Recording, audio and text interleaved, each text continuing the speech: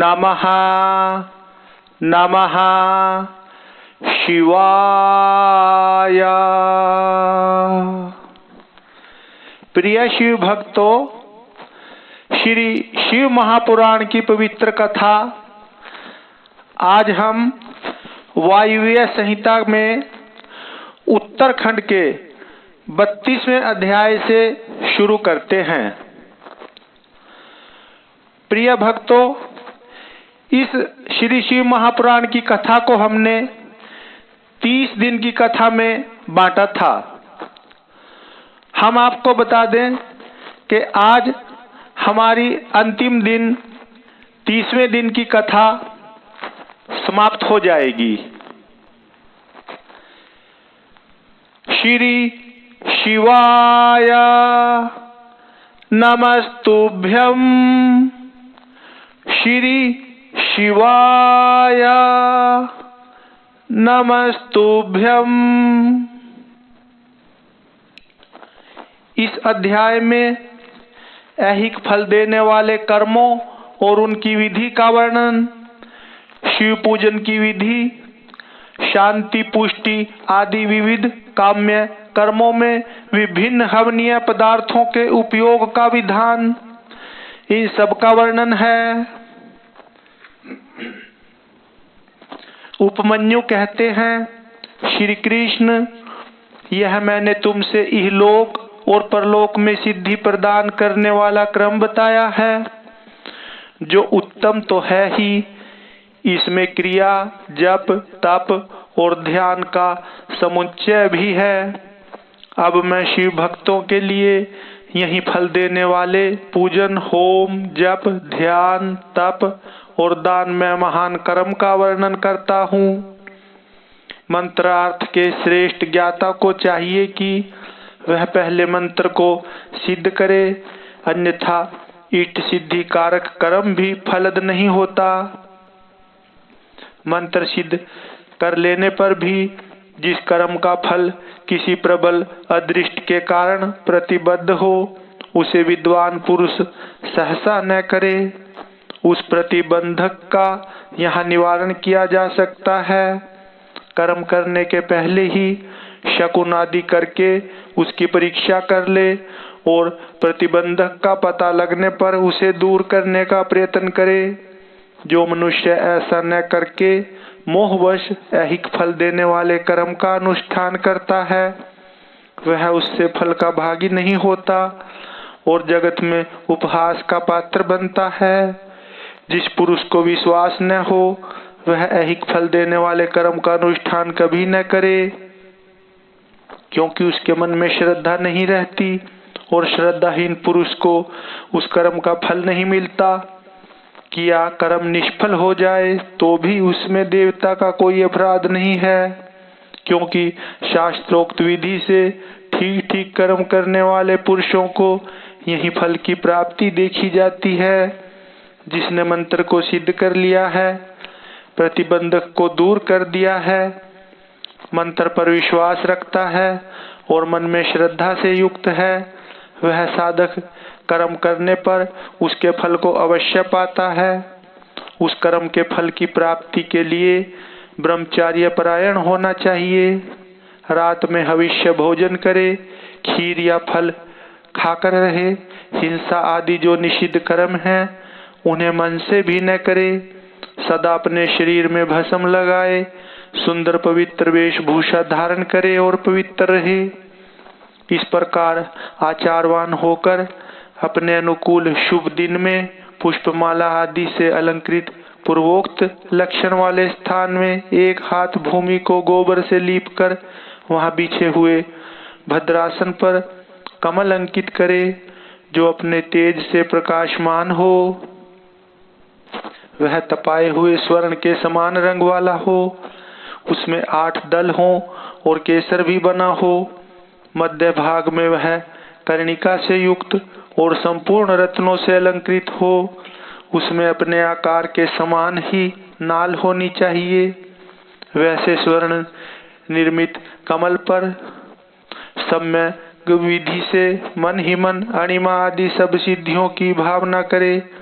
फिर उस पर रत्न का, सोने का अथवा स्फटिक मणि का उत्तम लक्षणों से युक्त वेदी सहित शिवलिंग स्थापित करके उसमें विधि पूर्वक पार्षदों सहित अविनाशी श्याम सदाशिव का आवाहन और पूजन करे। फिर वहां साकार भगवान महेश्वर की भावनामयी मूर्ति का निर्माण करे, जिसके 4 भुजाएं और 4 मुख हों। वह सब आभूषणों से विभूषित हो, उसे व्याघ्र चर्म पहनाया गया हो, उसके मुख पर कुछ कुछ हास्य की छटा छा रही हो।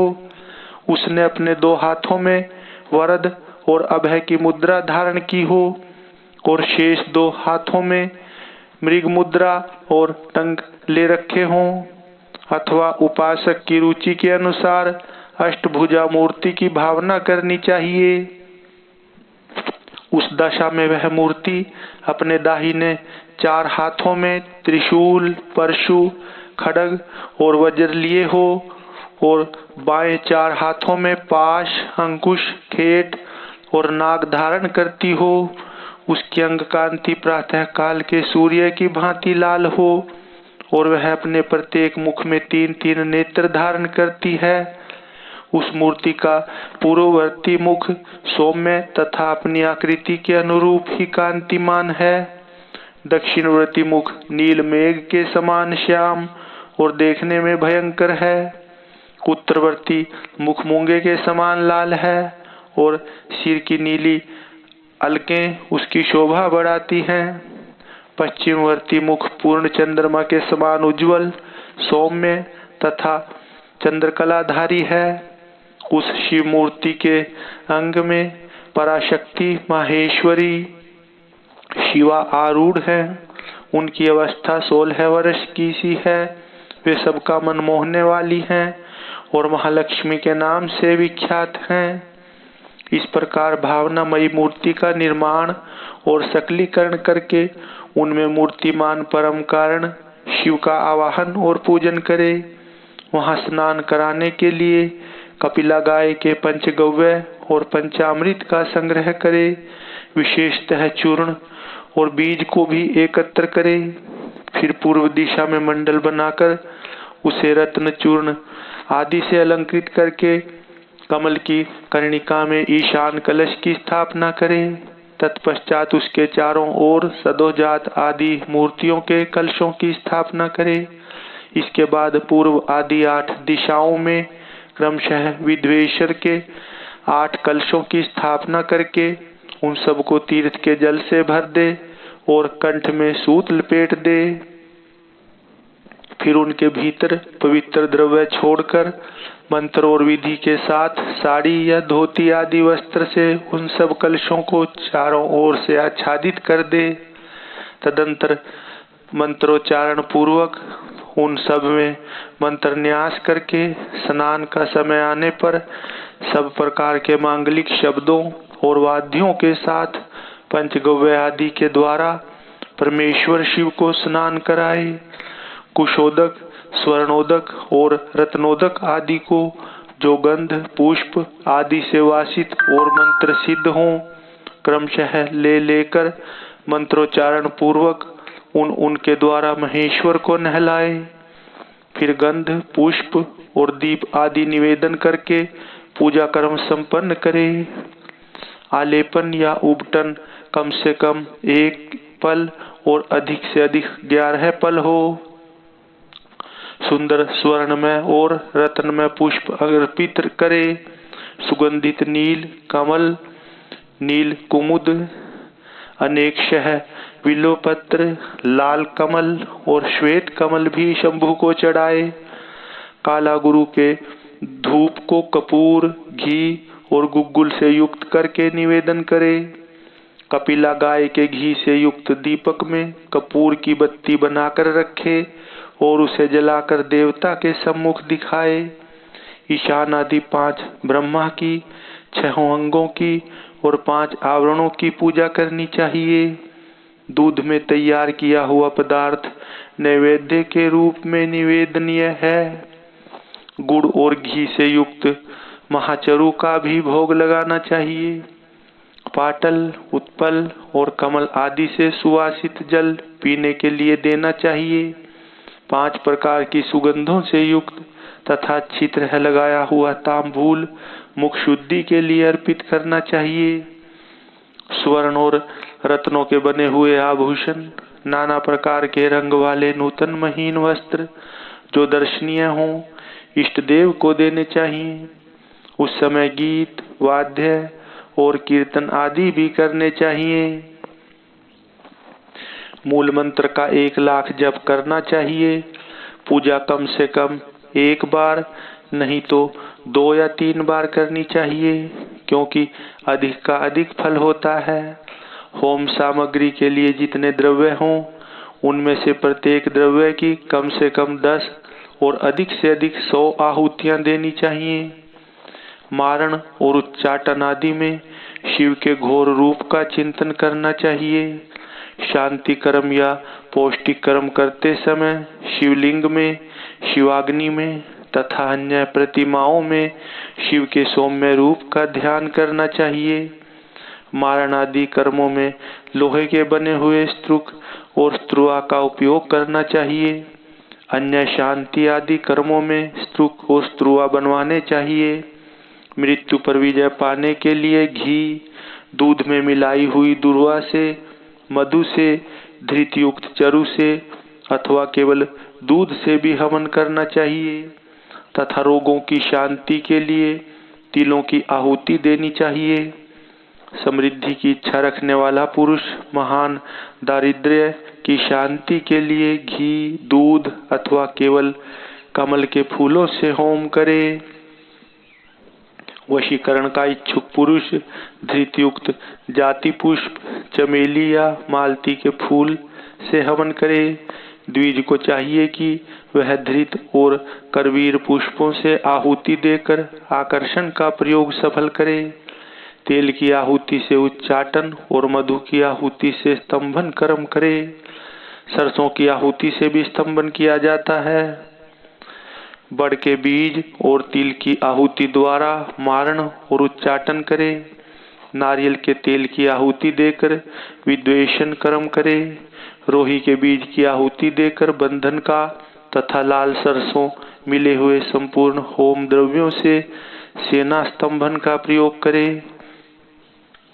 अभिचार कर्म में हस्तचालित यंत्र से तैयार किए गए तेल की आहुति देनी चाहिए। कुटकी की भूसी, कपास की ढोड़ तथा तैल मिश्रित सरसों की भी आहुति दी जा सकती है। दूध की आहुति ज्वर की शांति करने वाली तथा सौभाग्य रूप फल प्रदान करने वाली होती है। मधु, घी और दही को परस्पर मिलाकर इनसे दूध और चावल से अथवा केवल दूध से किया गया होम संपूर्ण सिद्धियों को देने वाला होता है। 7 समिधा आदि से शांति अथवा पौष्टिक कर्म भी करे। विशेषतः द्रव्यों द्वारा होम करने पर वश्य और आकर्षण की सिद्धि होती है। बिल्व पत्रों का हवन वशीकरण तथा आकर्षण का साधक और लक्ष्मी की प्राप्ति कराने वाला है। साथ ही वह शत्रु पर विजय प्रदान कराता है। शांति कार्य में पलाश और खैर आदि की समिधाओं का होम करना चाहिए। क्रूरतापूर्ण कर्म में कनेर और आक की समिधाएं होनी चाहिए। लड़ाई झगड़ों में कटीले पेड़ों की समिधाओं का हवन करना चाहिए। शांति और पुष्टि कर्म को विशेषतः शांत चित्त पुरुष ही करे। जो निर्दय और क्रोधी हो उसी को आभिचारिक कर्म में प्रवृत्त होना चाहिए, वह भी उस दशा में जबकि दुर्वस्था चरम सीमा को पहुंच गई हो और उसके निवारण का दूसरा कोई उपाय न रह गया हो। आतताई को नष्ट करने के उद्देश्य से आभिचारिक कर्म करना चाहिए। अपने राष्ट्रपति को हानि पहुंचाने के उद्देश्य से आभिचारिक कर्म कदापि नहीं करना चाहिए। यदि कोई आस्तिक, परम धर्मात्मा और माननीय पुरुष हो, उससे यदि कभी आतताई पन का कार्य हो जाए तो भी उसको नष्ट करने के उद्देश्य से आभिचारिक कर्म का प्रयोग नहीं करना चाहिए। जो कोई भी मन, वाणी और क्रिया द्वारा भगवान शिव के आश्रित हो, उसके तथा राष्ट्रपति के उद्देश्य से भी आभिचारिक कर्म करके मनुष्य शीघ्र ही पतित हो जाता है। इसलिए कोई भी पुरुष जो अपने लिए सुख चाहता हो, अपने राष्ट्रपालक राजा की तथा शिव भक्त की अभिचार आदि के द्वारा हिंसा न करे। दूसरे किसी के उद्देश्य से भी मारण आदि का प्रयोग करने पर पश्चाताप से युक्त हो प्रायश्चित करना चाहिए। निर्धन या धनवान पुरुष भी बाणलिंग, नर्मदा से प्रकट हुए शिवलिंग, ऋषियों द्वारा स्थापित लिंग या वैदिक लिंग में भगवान शंकर की पूजा करे। जहाँ ऐसे लिंग का अभाव हो वहाँ स्वर्ण और रत्न के बने हुए शिवलिंग में पूजा करनी चाहिए। यदि स्वर्ण और रत्नों के उपार्जन की शक्ति न हो तो मन से ही भावनामयी मूर्ति का निर्माण करके मानसिक पूजन करना चाहिए अथवा प्रतिनिधि द्रव्यों द्वारा शिवलिंग की कल्पना करनी चाहिए। जो किसी अंश में समर्थ और किसी अंश में असमर्थ है, वह भी यदि अपनी शक्ति के अनुसार पूजन कर्म करता है तो अवश्य फल का भागी होता है।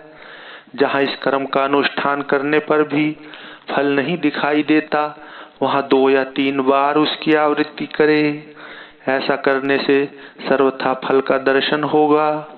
पूजा के उपयोग में आया हुआ जो स्वर्ण, रत्न आदि उत्तम द्रव्य हो, वह सब गुरु को दे देना चाहिए तथा उसके अतिरिक्त दक्षिणा भी देनी चाहिए। यदि गुरु नहीं लेना चाहते हो तो वह सब वस्तु भगवान शिव को ही समर्पित कर दे अथवा शिव भक्तों को दे दे। इनके सिवा दूसरों को देने का विधान नहीं है। जो पुरुष गुरु आदि की अपेक्षा न रखकर स्वयं यथाशक्ति पूजा संपन्न करता है, वह भी ऐसा ही आचरण करे। पूजा में चढ़ाई हुई वस्तु स्वयं न ले ले। जो मूढ़ लोभवश पूजा के अंगभूत उत्तम द्रव्य को स्वयं ग्रहण कर लेता है, वह अभीष्ट फल को नहीं पाता। इसमें अन्यथा विचार नहीं करना चाहिए। किसी के द्वारा पूजित शिवलिंग को मनुष्य ग्रहण करे या न करे, यह उसकी इच्छा पर निर्भर है। यदि ले ले तो स्वयं नित्य उसकी पूजा करे अथवा उसकी प्रेरणा से दूसरा कोई पूजा करे। जो पुरुष इस कर्म का शास्त्रीय विधि के अनुसार ही निरंतर अनुष्ठान करता है, वह फल पाने से कभी वंचित नहीं रहता। इससे बढ़कर प्रशंसा की बात और क्या हो सकती है। तथापि मैं संक्षेप से कर्म जनित उत्तम सिद्धि की महिमा का वर्णन करता हूँ।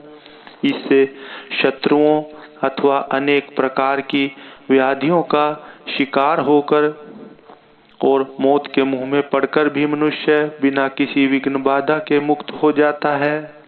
अत्यंत कृपण भी उदार और निर्धन भी कुबेर के समान हो जाता है। कुरूप भी कामदेव के समान सुंदर और बूढ़ा भी जवान हो जाता है। शत्रु क्षण भर में मित्र और विरोधी भी किंकर हो जाता है। अमृत विष के समान और विष भी अमृत के समान हो जाता है। समुद्र भी स्थल और स्थल भी समुद्रवत हो जाता है। गड्ढा पहाड़ जैसा ऊंचा और पर्वत भी गड्ढे के समान हो जाता है। अग्नि सरोवर के समान शीतल और सरोवर भी अग्नि के समान दाहक बन जाता है। उद्यान जंगल और जंगल उद्यान हो जाता है। शूद्र मृग सिंह के समान शौर्यशाली और सिंह भी क्रीड़ा मृग के समान आज्ञापालक हो जाता है। स्त्रियां अभिसारिका बन जाती हैं, अधिक प्रेम करने लगती हैं और लक्ष्मी सुस्थिर हो जाती है। वाणी इच्छानुसार दासी बन जाती है और कीर्ति गणिका के समान सर्वत्र गामिनी हो जाती है।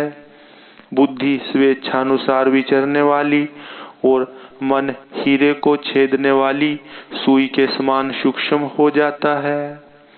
शक्ति आंधी के समान प्रबल हो जाती है और बल मत गजराज के समान पराक्रमशाली होता है। शत्रु पक्ष के उद्योग और कार्य स्तब्ध हो जाते हैं तथा शत्रुओं के समस्त सुहृदगण उनके लिए शत्रु पक्ष के समान हो जाते हैं। शत्रु बंधु बांधुओं सहित जीते जी मुर्दे के समान हो जाते हैं और सिद्ध पुरुष स्वयं आपत्ति में पड़कर भी अरिष्ट रहित संकट मुक्त हो जाता है। अमृतत्व सा प्राप्त कर लेता है। उसका खाया हुआ अपथ्य भी उसके लिए सदा रसायन का काम देता है। निरंतर रति का सेवन करने पर भी वह नया सा ही बना रहता है। भविष्य आदि की सारी बातें उसे हाथ पर रखे हुए आंवले के समान प्रत्यक्ष दिखाई देती हैं।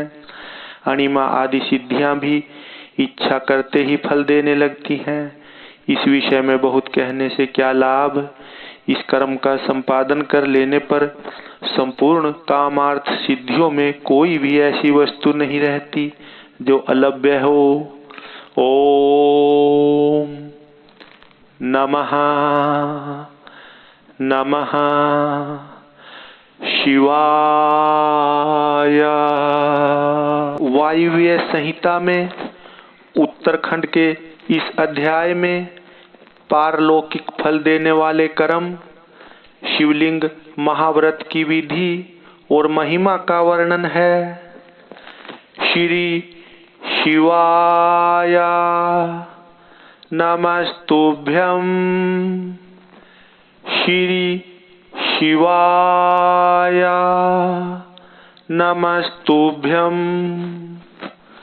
उपमन्यु कहते हैं, यदुनंदन, अब मैं केवल परलोक में फल देने वाले कर्मों की विधि बतलाऊंगा। तीनों लोकों में इसके समान दूसरा कोई कर्म नहीं है। यह विधि अतिशय पुण्य से युक्त है और संपूर्ण देवताओं ने इसका अनुष्ठान किया है। ब्रह्मा, विष्णु, रुद्र, इंद्र आदि लोकपाल, सूर्यादि नवग्रह, विश्वामित्र और वशिष्ठ आदि ब्रह्मवेता महर्षि, श्वेत, अगस्त्य, दधीचि तथा हम सरीखे शिव भक्त, नंदीश्वर, महाकाल और भृंगीश आदि गणेश्वर, पातालवासी दैत्य, शेष आदि महानाग, सिद्ध, यक्ष, गंधर्व, राक्षस, भूत और पिशाच, इन सब ने अपना अपना पद प्राप्त करने के लिए इस विधि का अनुष्ठान किया है। इस विधि से ही सब देवता देवत्व को प्राप्त हुए हैं। इसी विधि से ब्रह्मा को ब्रह्मत्व की, विष्णु को विष्णुत्व की, रुद्र को रुद्रत्व की, इंद्र को इंद्रत्व की और गणेश को गणेशत्व की प्राप्ति हुई है। श्वेत चंदन युक्त जल से लिंग स्वरूप शिव और शिवा को स्नान कराकर प्रफुल्ल श्वेत कमलों द्वारा उनका पूजन करे। फिर उनके चरणों में प्रणाम करके वहीं लिपि पुती भूमि पर सुंदर शुभ लक्षण पद्मासन बनवा कर रखे। धन हो तो अपनी शक्ति के अनुसार सोने या रत्न आदि का पद्मासन बनवाना चाहिए। कमल के केसरों के मध्य भाग में अंगुष्ठ के बराबर छोटे से सुंदर शिवलिंग की स्थापना करे। वह सर्वगंधमय और सुंदर होना चाहिए। उसे दक्षिण भाग में स्थापित करके बिल्व पत्रों द्वारा उसकी पूजा करे। फिर उसे दक्षिण भाग में अगूर, पश्चिम भाग में मैनसिल, उत्तर भाग में चंदन और पूर्व भाग में हरी ताल चढ़ाए। फिर सुंदर सुगंधित विचित्र पुष्पों द्वारा पूजा करे। सब और काले अगूर और गुग्गुल की धूप दे। अत्यंत महीन और निर्मल वस्त्र निवेदन करे। धृत मिश्रित खीर का भोग लगाए। घी के दीपक जलाकर रखे। मंत्रोच्चारण पूर्वक सब कुछ चढ़ाकर परिक्रमा करे। भक्ति भाव से देवेश्वर शिव को प्रणाम करके उनकी स्तुति करे और अंत में त्रुटियों के लिए क्षमा प्रार्थना करे। तत्पश्चात शिव पंचाक्षर मंत्र से संपूर्ण उपहारों सहित वह शिवलिंग शिव को समर्पित करे और स्वयं दक्षिणा मूर्ति का आश्रय ले। जो इस प्रकार पंच गंध में शुभ लिंग की नित्य अर्चना करता है वह सब पापों से मुक्त हो शिवलोक में प्रतिष्ठित होता है। यह शिवलिंग महाव्रत सब व्रतों में उत्तम और गोपनीय है। तुम भगवान शंकर के भक्त हो इसलिए तुमसे इसका वर्णन किया गया। जिस किसी को इसका उपदेश नहीं करना चाहिए, केवल शिव भक्तों को ही इसका उपदेश देना चाहिए। प्राचीन काल में भगवान शिव ने ही इस व्रत का उपदेश दिया था। तदंतर लिंग की कारण रूपता तथा लिंग प्रतिष्ठा एवं पूजा की व्याख्या करके उपमन्यु ने कहा, यदुनंदन, यदि कोई स्थापित शिवलिंग न मिले तो शिव के स्थानभूत जल, अग्नि, सूर्य तथा आकाश में भगवान शिव का पूजन करना चाहिए। ओम नमः नमः शिवाय। वायव्य संहिता में उत्तरखंड के इस अध्याय में योग के अनेक भेद, उसके 8 और 6 अंगों का विवेचन, यम, नियम, आसन, प्राणायाम, 10 विध प्राणों को जीतने की महिमा, प्रत्याहार, धारणा, ध्यान और समाधि का निरूपण है। श्री शिवाय नमस्तुभ्यं। श्री शिवाय नमस्तुभ्यं। श्री कृष्ण ने कहा, भगवान, आपने ज्ञान, क्रिया और चर्या का संक्षिप्त सार उद्धृत करके मुझे सुनाया है। यह सब श्रुति के समान आदरणीय है और इसे मैंने ध्यान पूर्वक सुना है। अब मैं अधिकार, अंग, विधि और प्रयोजन सहित परम दुर्लभ योग का वर्णन सुनना चाहता हूँ। यदि योग आदि का अभ्यास करने से पहले ही मृत्यु हो जाए तो मनुष्य आत्मघाती होता है। अतः आप योग का ऐसा कोई साधन बताइए जिसे शीघ्र सिद्ध किया जा सके, जिससे कि मनुष्य को आत्मघाती न होना पड़े। योग का वह अनुष्ठान, उसका कारण, उसके लिए उपयुक्त समय, साधन और उसके भेदों का तारतम्य क्या है। उपमन्यु बोले, श्री कृष्ण, तुम सब प्रश्नों के तारतम्य के ज्ञाता हो। तुम्हारा यह प्रश्न बहुत ही उचित है, इसलिए मैं इन सब बातों पर क्रमशः प्रकाश डालूंगा। तुम एकाग्रचित होकर सुनो। जिसकी दूसरी वृत्तियों का निरोध हो गया है, ऐसे चित्त की भगवान शिव में जो निश्चल वृत्ति है, उसी को संक्षेप से योग कहा गया है। यह योग 5 प्रकार का है: मंत्र योग, स्पर्श योग, भाव योग, अभाव योग और महायोग। मंत्र जप के अभ्यासवश मंत्र के वाच्यार्थ में स्थित हुई विपेक्ष रहित जो मन की वृत्ति है, उसका नाम मंत्र योग है। मन की वही वृत्ति जब प्राणायाम को प्रधानता दे तो उसका नाम स्पर्श योग होता है। वही स्पर्श योग जब मंत्र के स्पर्श से रहित हो तो भाव योग कहलाता है। जिससे संपूर्ण विश्व के रूप मात्र का अव्यय विलीन तिरोहित हो जाता है, उसे अभाव योग कहा गया है। क्योंकि उस समय सदस्तु का भी भान नहीं होता। जिससे एकमात्र उपाधि शून्य शिव स्वभाव का चिंतन किया जाता है और मन की वृत्ति शिवमयी हो जाती है, उसे महायोग कहते हैं। देखे और सुने गए लौकिक और पारलौकिक विषयों की ओर से जिसका मन विरक्त हो गया हो, उसी का योग में अधिकार है, दूसरे किसी का नहीं है। लौकिक और पारलौकिक दोनों विषयों के दोषों का और ईश्वर के गुणों का सदा ही दर्शन करने से मन विरक्त होता है। प्रायः सभी योग 8 या 6 अंगों से युक्त होते हैं। यम, नियम, स्वास्तिक आदि आसन, प्राणायाम, प्रत्याहार, धारणा, ध्यान और समाधि, ये विद्वानों ने योग के 8 अंग बताए हैं। आसन, प्राणायाम, प्रत्याहार, धारणा, ध्यान और समाधि, ये थोड़े में योग के 6 लक्षण हैं। शिव शास्त्र में इनके पृथक पृथक लक्षण बताए गए हैं। अन्य शिवागमों में, विशेषतः कामिक आदि में, योग शास्त्रों में और किन्हीं किन्हीं पुराणों में भी इनके लक्षणों का वर्णन है।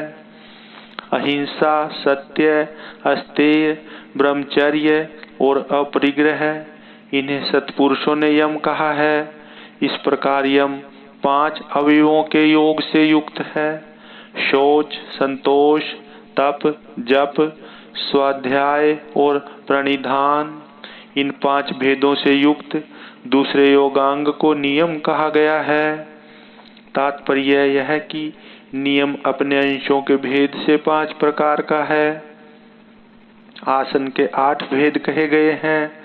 स्वास्तिकासन, पद्मासन, अर्धचंद्रासन, वीरासन, योगासन, प्रसादितासन, पर्यंगासन और अपनी रुचि के अनुसार आसन। अपने शरीर में प्रकट हुई जो वायु है उसको प्राण कहते हैं। उसे रोकना ही उसका आयाम है। उस प्राणायाम के 3 भेद कहे गए हैं। रेचक, पूरक और कुंभक। नासिका के एक छिद्र को दबाकर या बंद करके दूसरे से उदर स्थित वायु को बाहर निकाले, इस क्रिया को रेचक कहा गया है। फिर दूसरे नासिका छिद्र के द्वारा बाह्य वायु से शरीर को धोंकने की भांति भर ले, इसमें वायु के पूरण की क्रिया होने के कारण इसे पूरक कहा गया है। जब साधक भीतर की वायु को न तो छोड़ता है और न बाहर की वायु को ग्रहण करता है, केवल भरे हुए घड़े की भांति अविचल भाव से स्थित रहता है, तब उस प्राणायाम को कुंभक नाम दिया जाता है। योग के साधक को चाहिए कि वह रेचक आदि तीनों प्राणायामों को न तो बहुत जल्दी जल्दी करे और न बहुत देर से करे। साधना के लिए उद्धत हो क्रम योग से उसका अभ्यास करे। रेचक आदि में नाड़ी शोधन पूर्वक जो प्राणायाम का अभ्यास किया जाता है उसे स्वेच्छा से उत्क्रमण पर्यंत करते रहना चाहिए। यह बात योग शास्त्र में बताई गई है। कनिष्ठ आदि के क्रम से प्राणायाम 4 प्रकार का कहा गया है। मात्रा और गुणों के विभाग तारतम्य से ये भेद बनते हैं।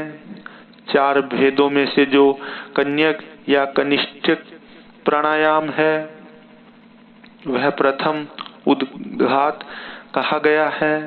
इसमें 12 मात्राएं होती हैं। मध्यम प्राणायाम द्वितीय उद्घात है, उसमें 24 मात्राएं होती हैं। उत्तम श्रेणी का प्राणायाम तृतीय उद्घात है, उसमें 36 मात्राएं होती हैं। उससे भी श्रेष्ठ जो सर्वोत्कृष्ट चतुर्थ प्राणायाम है वह शरीर में स्वेद और कंप आदि का जनक होता है। योगी के अंदर आनंद जनित रोमांच, नेत्रों से अश्रुपात, जलप, भ्रांति और मूर्छा आदि भाव प्रकट होते हैं। घुटने के चारों ओर प्रदक्षिण क्रम से न बहुत जल्दी और न बहुत धीरे धीरे चुटकी बजाए। घुटने की एक परिक्रमा में जितनी देर तक चुटकी बजती है उस समय का मान 1 मात्रा है। मात्राओं को क्रमशः जानना चाहिए। उद्घात क्रम योग से नाड़ी शोधन पूर्वक प्राणायाम करना चाहिए।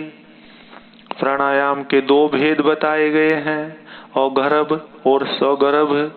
जप और ध्यान के बिना किया गया प्राणायाम अगर्भ कहलाता है और जप तथा ध्यान के सहयोग से पूर्वक किए जाने वाला प्राणायाम को सौगर्भ कहते हैं। अगर्भ से सगर्भ प्राणायाम 100 गुना अधिक उत्तम है। इसलिए योगी जन प्रायः सौगर्भ प्राणायाम किया करते हैं। प्राण विजय से ही शरीर की वायुओं पर विजय पाई जाती है। प्राण, अपान, समान, उदान, व्यान, नाग, कूर्म, कृकल, देवदत्त और धनंजय, ये 10 प्राणवायु हैं। प्राण प्रयाण करता है, इसलिए इसे प्राण कहते हैं। जो कुछ भोजन किया जाता है उसे जो वायु नीचे ले जाती है उसको अपान कहते हैं। जो वायु संपूर्ण अंगों को बढ़ाती हुई उनमें व्याप्त रहती है उसका नाम व्यान है। जो वायु मर्म स्थानों को उद्वेजित करती है उसकी उदान संज्ञा है।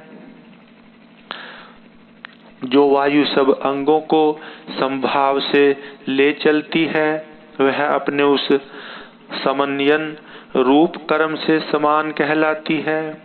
मुख से कुछ उगलने में कारणभूत वायु को नाग कहा गया है।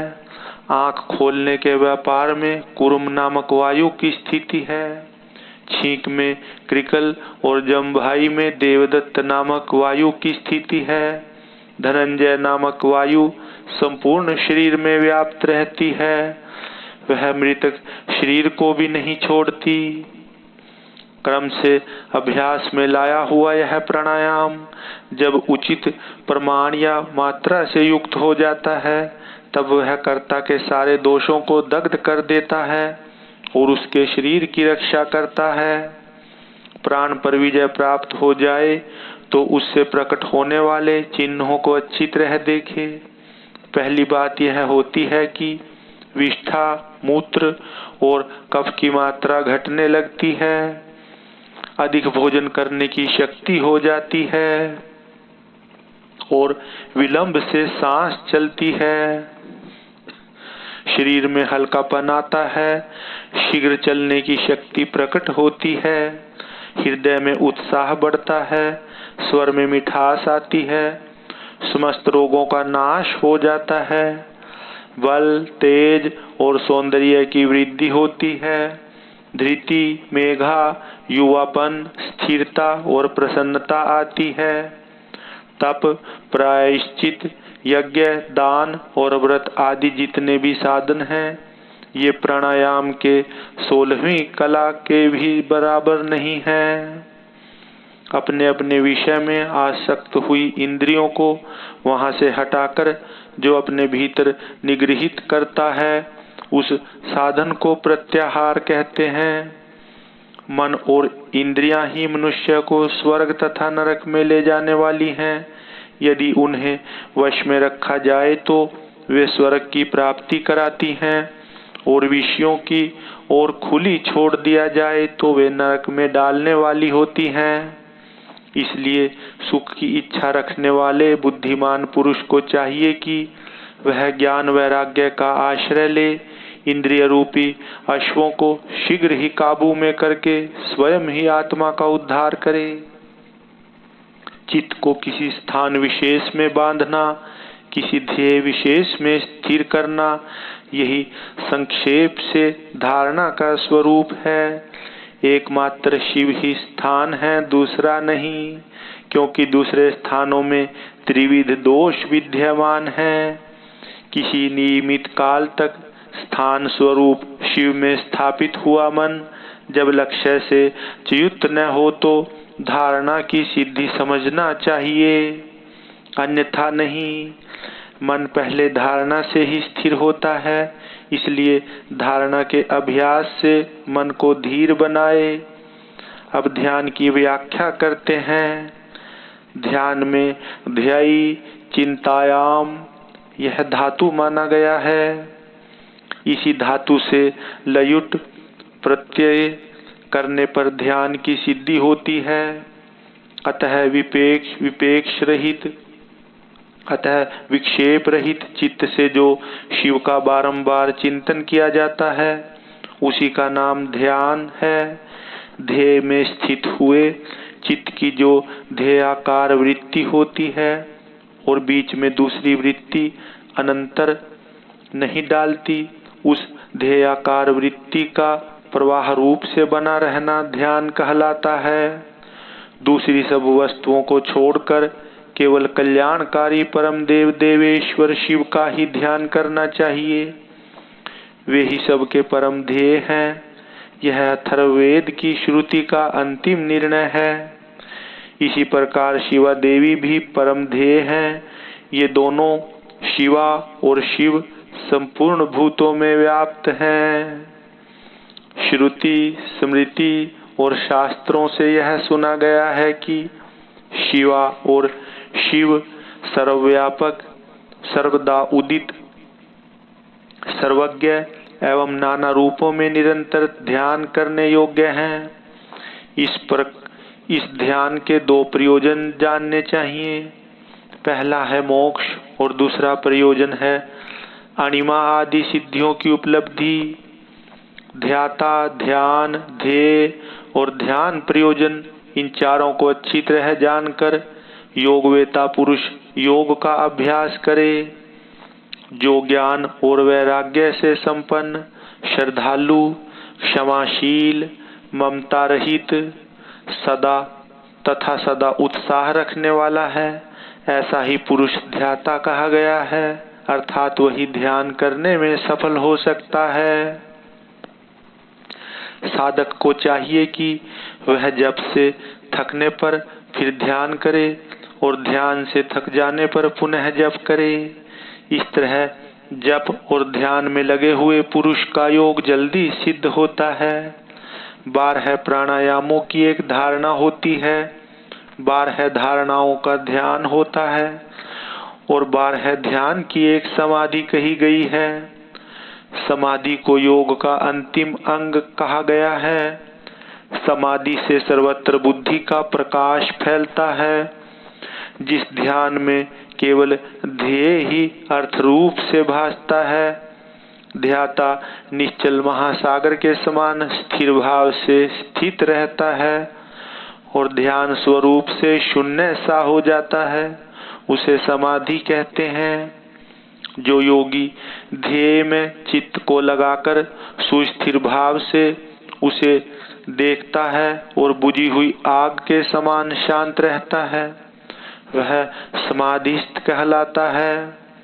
वह न सुनता है, न सूंघता है, न बोलता है, न देखता है, न स्पर्श का अनुभव करता है, न मन से संकल्प विकल्प करता है, न उसमें अभिमान की वृत्ति का उदय होता है और न वह बुद्धि के द्वारा ही कुछ समझता है, केवल काष्ठ की भांति स्थित रहता है।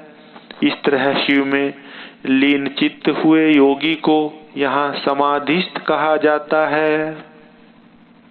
जैसे वायु रहित स्थान में रखा हुआ दीपक कभी हिलता नहीं है, निष्पन्द बना रहता है, उसी तरह समाधिनिष्ठ शुद्ध चित्त योगी भी उस समाधि से कभी विचलित नहीं होता, सुस्थिर भाव से स्थिर रहता है। इस प्रकार उत्तम योग का अभ्यास करने वाले योगी के सारे अंतराय शीघ्र नष्ट हो जाते हैं और संपूर्ण विघ्न भी धीरे धीरे दूर हो जाते हैं। ओम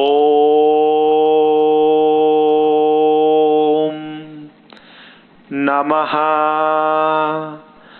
नमः शिवाय। वायव्य संहिता के उत्तरखंड के इस अध्याय में योग मार्ग में विघ्न, सिद्धि सूचक उपसर्ग तथा पृथ्वी से लेकर बुद्धि तत्व पर्यंत ऐश्वर्य गुणों का वर्णन, शिव शिवा के ध्यान की महिमा का वर्णन है। श्री शिवाय नमस्तुभ्यं। श्री शिवाय नमस्तुभ्यं। उपमन्यु कहते हैं, श्री कृष्ण आलस्य, तीक्ष्ण व्याधियां, प्रमाद, स्थान संशय, अनवस्थित चित्तता,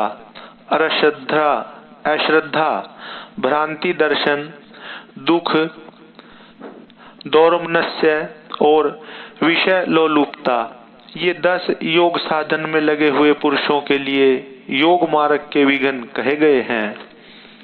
योगियों के शरीर और चित्त में जो अलसता का भाव आता है उसी को यहाँ आलस्य कहा गया है। वात, पित्त और कफ, इन धातुओं की विषमता से जो दोष उत्पन्न होते हैं उन्हीं को व्याधि कहते हैं। कर्म दोष से इन व्याधियों की उत्पत्ति होती है। असावधानी के कारण योग के साधनों का न हो पाना प्रमाद है। यह है या नहीं, इस प्रकार उभय कोटि से आक्रांत हुए ज्ञान का नाम स्थान संशय है। मन का कहीं स्थिर न होना ही अनव्यवस्थित चित्तता, चित्त की अस्थिरता है। योग मार्ग में भाव रहित, अनुराग शून्य जो मन की वृत्ति है उसी को अश्रद्धा कहा गया है। विपरीत भावना से युक्त बुद्धि को भ्रांति कहते हैं। दुख कहते हैं कष्ट को। उसके 3 भेद हैं, आध्यात्मिक, आधि भौतिक और आधि दैविक। मनुष्यों के चित्त का जो अज्ञान जनित दुख है उसे आध्यात्मिक दुख समझना चाहिए। पूर्वकृत कर्मों के परिणाम से शरीर में जो रोग आदि उत्पन्न होते हैं उन्हें आदि भौतिक दुख कहा गया है। विद्युत्पात, अस्त्र शस्त्र और विष आदि से जो कष्ट प्राप्त होता है उसे आदि दैविक दुख कहते हैं। इच्छा पर आघात पहुंचने से मन में जो क्षोभ होता है उसी का नाम है दौर्मनस्य। विचित्र विषयों में जो सुख का भ्रम है वही विषय लोलुपता है। योग परायण योगी के इन विघ्नों के शांत हो जाने पर जो दिव्य उपसर्ग विघ्न प्राप्त होते हैं वे सिद्धि के सूचक हैं। प्रतिभा, श्रवण, वार्ता, दर्शन, आस्वाद और वेदना, ये 6 प्रकार की सिद्धियां ही उपसर्ग कहलाती हैं जो योग शक्ति के अपव्यय में कारण होती हैं। जो पदार्थ अत्यंत सूक्ष्म हो, किसी की ओट में हो, भूतकाल में रहा हो, बहुत दूर हो अथवा भविष्य में होने वाला हो, उसका ठीक ठीक प्रतिभास ज्ञान हो जाना प्रतिभा कहलाता है। सुनने का प्रयत्न न करने पर भी संपूर्ण शब्दों का सुनाई देना श्रवण कहा गया है। समस्त देहधारियों की बातों को समझ लेना वार्ता है।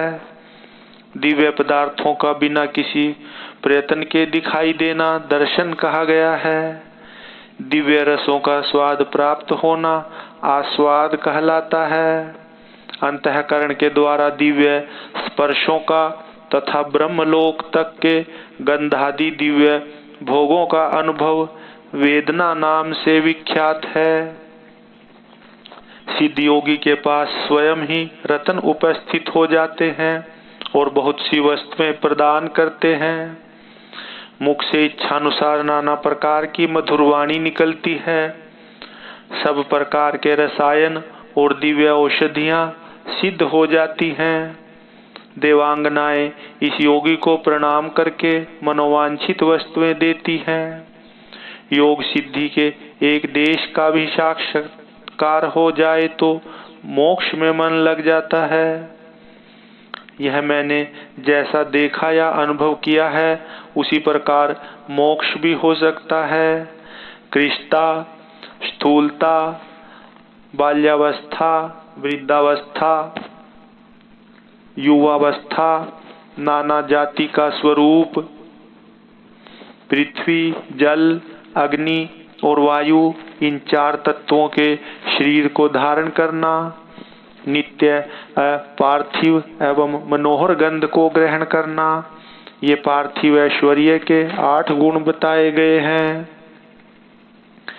जल में निवास करना, पृथ्वी पर ही जल का निकल आना, इच्छा करते ही बिना किसी आतुरता के स्वयं को भी पी जाने में समर्थ होना, इच्छा करते ही बिना किसी आतुरता के स्वयं समुद्र को भी पी जाने में समर्थ होना, इस संसार में जहाँ चाहे वहीं जल का दर्शन होना, घड़ा आदि के बिना हाथ में ही जल राशि को धारण करना, जिस विरस वस्तु को भी खाने की इच्छा हो उसका तत्काल सरस हो जाना, जल, तेज और वायु इन तीन तत्वों के शरीर को धारण करना तथा देह का फोड़े, फुंसी और घाव आदि से रहित होना, पार्थिव ऐश्वर्य के 8 गुणों को मिलाकर ये 16 जलीय ऐश्वर्य के अद्भुत गुण हैं।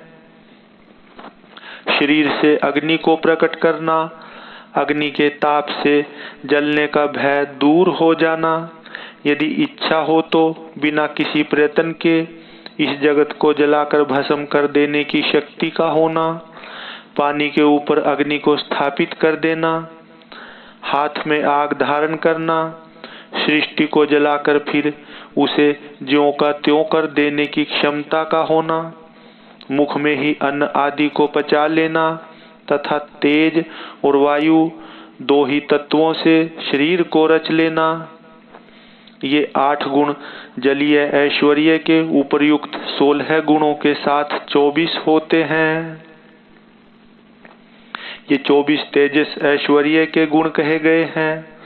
मन के समान वेगशाली होना, प्राणियों के भीतर क्षण भर में प्रवेश कर जाना, बिना प्रयत्न के ही पर्वत आदि के महान भार को उठा लेना, भारी हो जाना, हल्का होना, हाथ में वायु को पकड़ लेना, अंगुली के अग्रभाग की चोट से भूमि को भी कंपित कर देना, एकमात्र वायु तत्व से ही शरीर का निर्माण कर लेना, ये 8 गुण तेजस ऐश्वर्य के 24 गुणों के साथ 32 हो जाते हैं।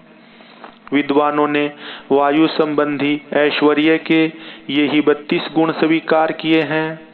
शरीर की छाया का न होना, इंद्रियों का दिखाई न देना, आकाश में इच्छानुसार विचरण करना, इंद्रियों के संपूर्ण विषयों का समन्वय होना, आकाश को लागना, अपने शरीर में उसका निवेश करना, आकाश को पिंड की भांति ठोस बना देना और निराकार होना, ये 8 गुण अग्नि के 32 गुणों से मिलकर 40 होते हैं।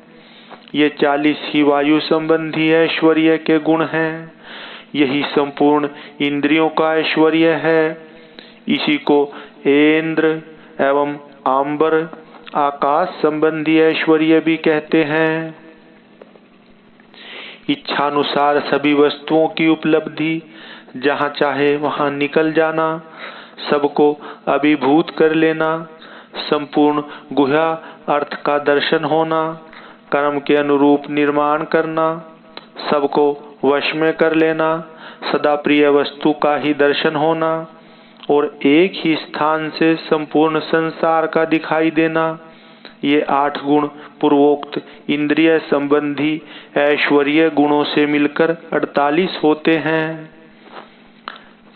चांद्रमस ऐश्वर्य इन 48 गुणों से युक्त कहा गया है।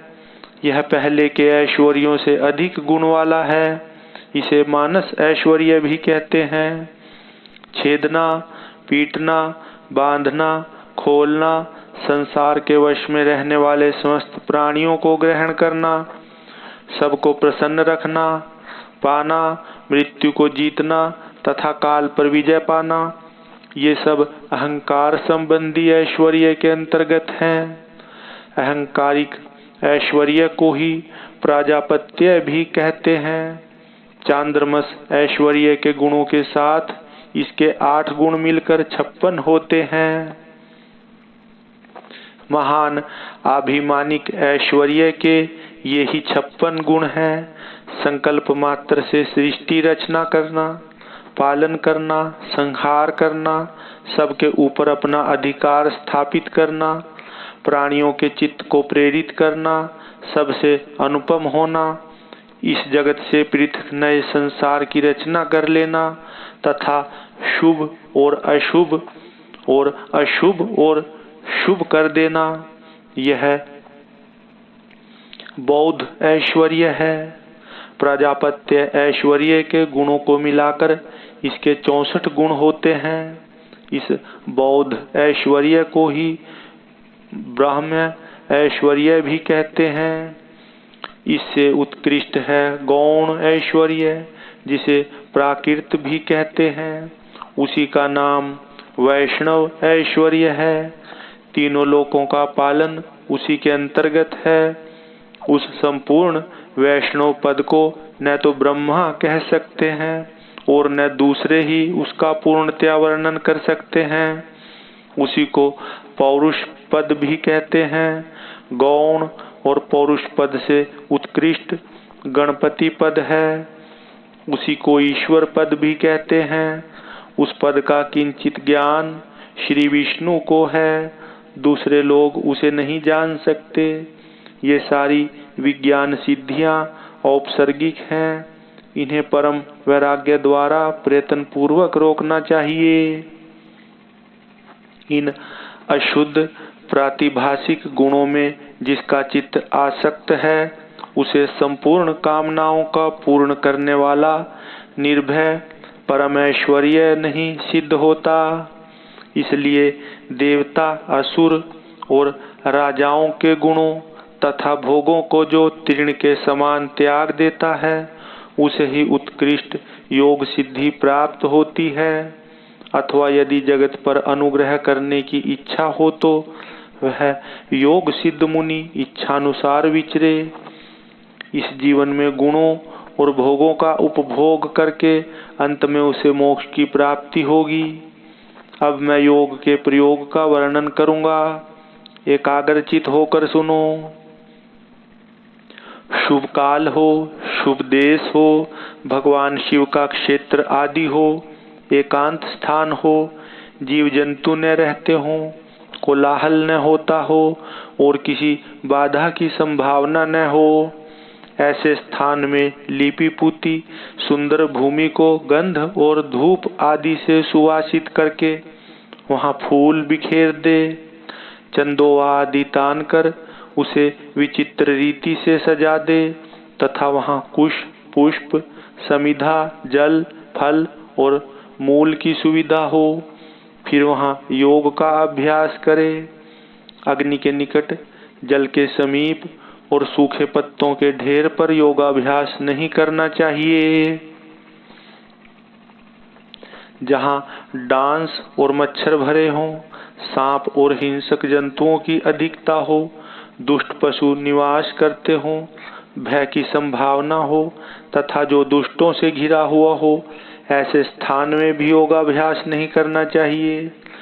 शमशान में, चैत्य वृक्ष के नीचे, बाम्बी के निकट, जीर्ण शीर्ण घर में, चौराहे पर, नदी नद और समुद्र के तट पर, गली या सड़क के बीच में, उजड़े हुए उद्यान में, गोष्ठ आदि में अनिष्टकारी और निंदित स्थान में भी योगाभ्यास न करे। जब शरीर में अजीर्ण का कष्ट हो, खट्टी डकार आती हो, विष्ठा और मूत्र से शरीर दूषित हो, सर्दी हुई हो या अतिसार रोग का प्रकोप हो, अधिक भोजन कर लिया गया हो या अधिक परिश्रम के कारण थकावट हुई हो, जब मनुष्य अत्यंत चिंता से व्याकुल हो, अधिक भूख प्यास ता रही हो तथा जब वह अपने गुरुजनों के कार्य आदि में लगा हुआ हो, उस अवस्था में भी उसे योगाभ्यास नहीं करना चाहिए। जिसके आहार विहार उचित एवं परिमित हो, जो कर्मों में यथा योग्य समुचित चेष्टा करता हो तथा जो उचित समय से सोता और जागता हो एवं सर्वथा आयास रहित हो, उसी को योगाभ्यास में तत्पर होना चाहिए। आसन मुलायम, सुंदर, विस्तृत, सब ओर से बराबर और पवित्र होना चाहिए। पद्मासन और स्वास्तिकासन आदि जो यौगिक आसन हैं उन पर भी अभ्यास करना चाहिए। अपने आचार्य पर्यंत गुरुजनों की परंपरा को क्रमशः प्रणाम करके अपनी गर्दन, मस्तक और छाती को सीधी रखे। ओठ और नेत्र अधिक सटे हुए न हों। सिर कुछ ऊंचा हो। दांतों से दांतों का स्पर्श न करे। दांतों के अग्रभाग में स्थित हुई जिह्वा को अविचल भाव से रखते हुए एड़ियों से दोनों अंडकोशों और प्रजननेंद्रियों की रक्षा पूर्वक दोनों जांघों के ऊपर बिना किसी यत्न के अपनी दोनों भुजाओं को रखे। फिर दाहिने हाथ के पृष्ठ भाग को बाएं हाथ की हथेली पर रखकर धीरे से पीठ को ऊंची करे और छाती को आगे की ओर से सुस्थिर रखते हुए नासिका के अग्रभाग पर दृष्टि जमाए। अन्य दिशाओं की ओर दृष्टिपात न करे। प्राण का संचार रोककर पाषाण के समान निश्चल हो जाए। अपने शरीर के भीतर मानस मंदिर में हृदय कमल के आसन पर पार्वती सहित भगवान शिव का चिंतन करके ध्यान यज्ञ के द्वारा उनका पूजन करे। मूलाधार चक्र में, नासिका के अग्रभाग में, नाभि में, कंठ में, तालू के दोनों छिद्रों में, भौहों के मध्य भाग में, द्वार देश में, ललाट में या मस्तक में शिव का चिंतन करे। शिवा और शिव के लिए यथोचित रीति से उत्तम आसन की कल्पना करके वहां सावरण या निरावरण शिव का स्मरण करे। द्विदल, चतुर्दल, षड्दल, दशदल, द्वादश दल अथवा षोडश दल कमल के आसन पर विराजमान शिव का विधिवत स्मरण करना चाहिए। दोनों भौहों के मध्य भाग में द्विदल कमल है जो विद्युत के समान प्रकाशमान है। भ्रू मध्य में स्थित जो कमल है उसके क्रमशः दक्षिण और उत्तर भाग में दो पत्ते हैं जो विद्युत के समान दीप्तिमान हैं। उनमें दो अंतिम वर्ण ह और क्ष अंकित हैं। षोडश दल कमल के पत्ते 16 स्वर रूप हैं जिनमें अ से लेकर अ तक के अक्षर क्रमशः अंकित हैं। यह जो कमल है उसकी नाल के मूल भाग से 12 दल प्रस्फुटित हुए हैं जिनमें क से लेकर ठ तक के 12 अक्षर क्रमशः अंकित हैं। सूर्य के समान प्रकाशमान इस कमल के उन 12 दलों का अपने हृदय के भीतर ध्यान करना चाहिए। तत्पश्चात गौदुग्ध के समान उज्ज्वल कमल के 10 दलों का चिंतन करे। उनमें क्रमशः ड से लेकर फ तक के अक्षर अंकित हैं। इसके बाद नीचे की ओर दल वाले कमल के 6 दल हैं जिनमें ब से लेकर ल तक के अक्षर अंकित हैं। इस कमल की कांति धूम रहित अंगार के समान है। मूलाधार में स्थित जो कमल है उसकी कांति स्वर्ण के समान है। उसमें क्रमशः व से लेकर 100 तक के 4 अक्षर 4 दलों के रूप में स्थित हैं। इन कमलों में से जिसमें ही अपना मन रमे उसी में महादेव और महादेवी का अपनी धीर बुद्धि से चिंतन करे। उनका स्वरूप अंगूठे के बराबर निर्मल और सब ओर से दीप्तिमान है अथवा वह शुद्ध दीपशिखा के समान आकार वाला है और अपनी शक्ति से पूर्णतः मंडित है अथवा चंद्रलेखा या तारा के समान रूप वाला है अथवा वह निवार के सिंक या कमलनाल से निकलने वाले सूत के समान है। कदम्ब के गोलक या औस के कण से भी उसकी उपमा दी जा सकती है। वह रूप पृथ्वी आदि तत्वों पर विजय प्राप्त करने वाला है। ध्यान करने वाला पुरुष जिस तत्व पर विजय पाने की इच्छा रखता हो उसी तत्व के अधिपति की स्थूल मूर्ति का चिंतन करे।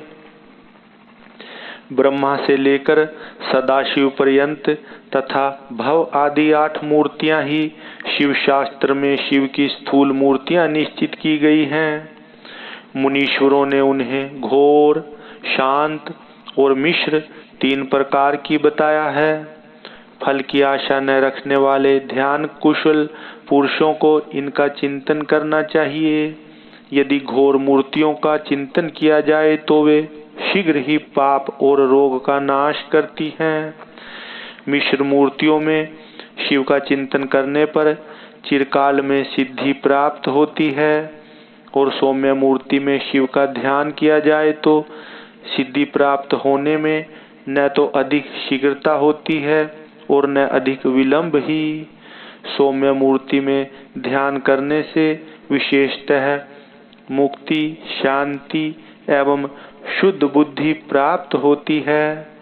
क्रमशः सभी सिद्धियां प्राप्त होती हैं, इसमें संशय नहीं है। ओम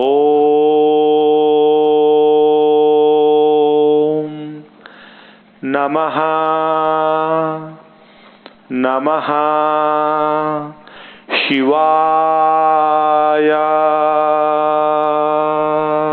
वायव्य संहिता के उत्तरखंड के इस अध्याय में ध्यान और उसकी महिमा, योग धर्म तथा शिव योगी का महत्व, शिव भक्ति या शिव के लिए प्राण देने अथवा शिव क्षेत्र में मरण से तत्काल मोक्ष लाभ का कथन, इन सब का वर्णन है। श्री शिवाय नमस्तुभ्यं। श्री शिवाय नमस्तुभ्यं।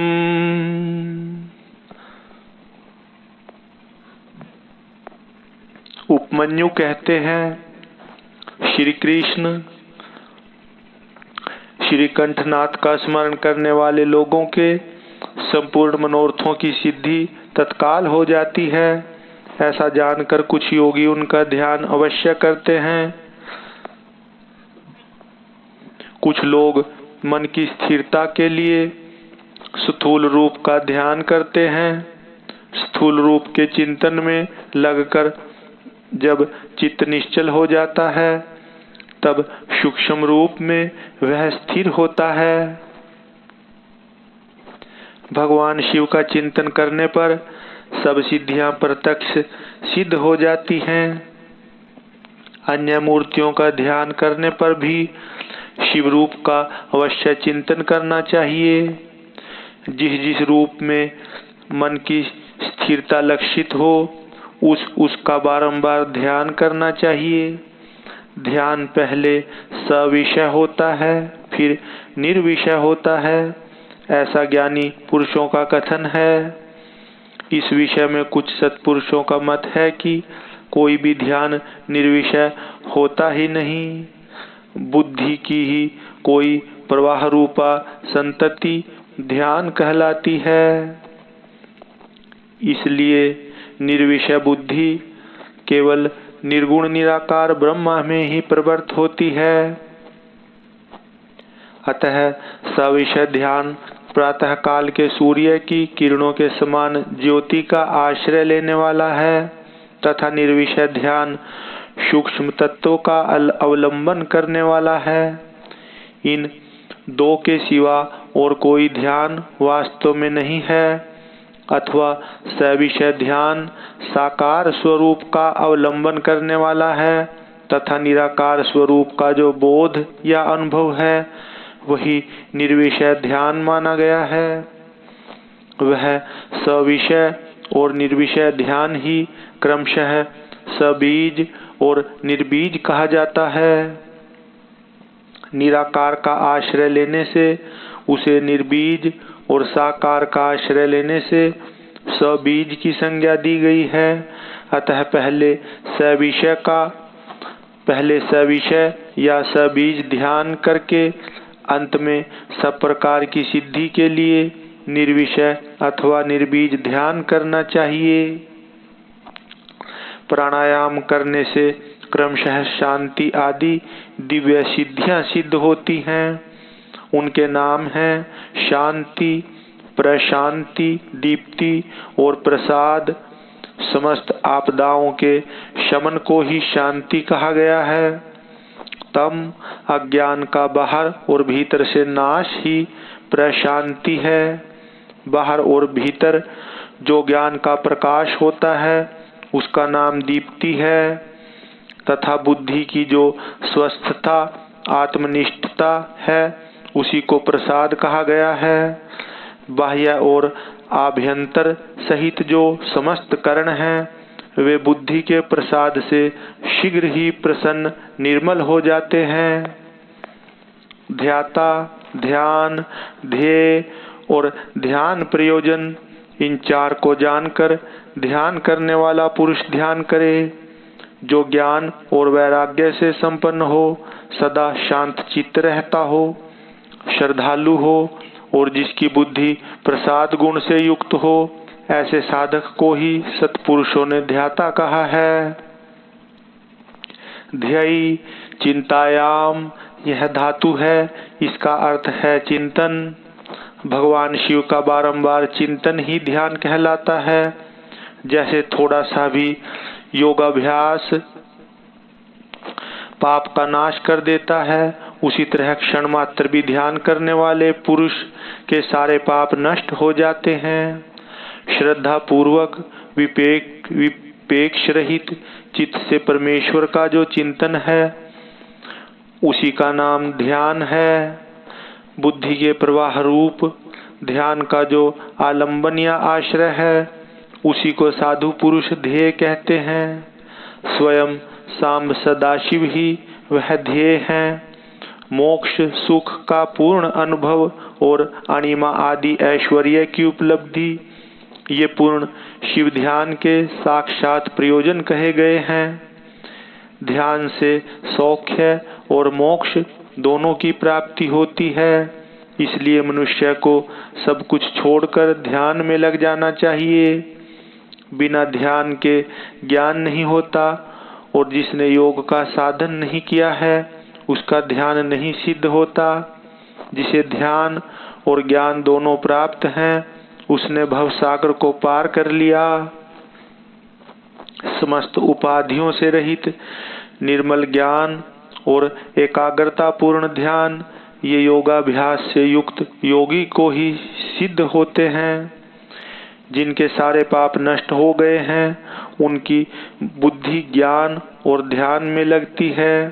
जिनकी बुद्धि पाप से दूषित है उनके लिए ज्ञान और ध्यान की बात भी अत्यंत दुर्लभ है। जैसे प्रज्वलित हुई आग सूखी और गीली लकड़ी को भी जला देती है, उसी प्रकार ध्यानाग्नि शुभ और अशुभ कर्म को भी क्षण भर में दग्ध कर देती है। जैसे बहुत छोटा दीपक भी महान अंधकार का नाश कर देता है, इसी तरह थोड़ा सा योगाभ्यास भी महान पाप का विनाश कर डालता है। श्रद्धा पूर्वक क्षण भर भी परमेश्वर का ध्यान करने वाले पुरुष को जो महान श्रेय प्राप्त होता है उसका कहीं अंत नहीं है।